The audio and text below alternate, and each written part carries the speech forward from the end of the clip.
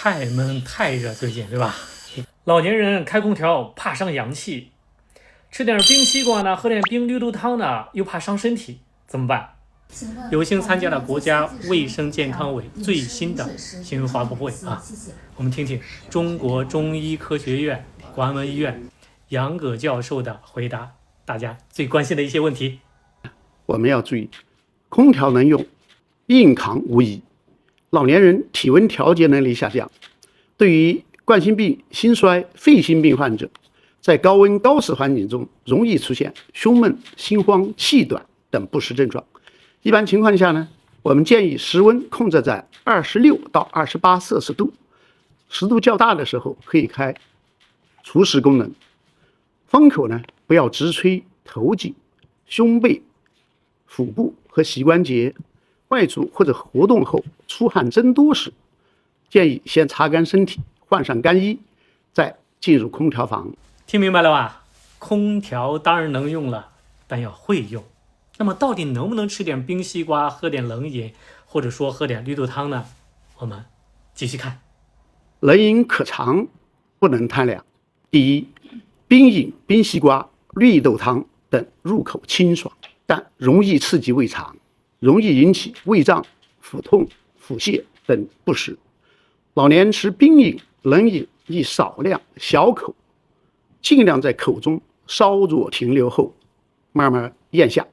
二呢，清楚的饮食可以选择冬瓜汤、丝瓜汤或绿豆稀粥，温着喝。第三小点呢，就是胃口差的老年人不能只喝粥、只吃水果，还应该保证主食和适量的食物纤维，以及是肉、蛋、奶等优质蛋白的摄入。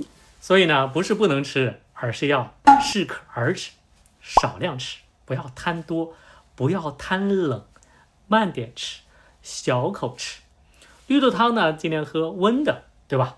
杨教授还提醒大家，夏季喝水以及剩菜剩饭以及腹泻的问题啊，请继续接着看。补水要勤，喝法要稳。我们普通老人呢，每日的饮水量建议在1500到1700毫升，高温出汗多的时候可以适当的增加，但不建议一次大量饮水，多吃适量为宜。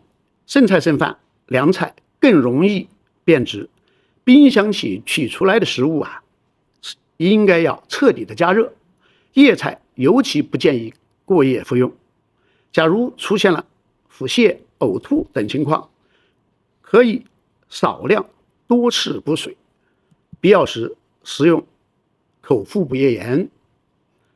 如果腹泻持续不缓解，同时呢伴有明显的发力、汗少、尿少、发热等等症状，应该及时的就医。各位，如果您记不住啊，就点赞收藏，慢慢看。感谢国家卫生健康委的分享和提醒。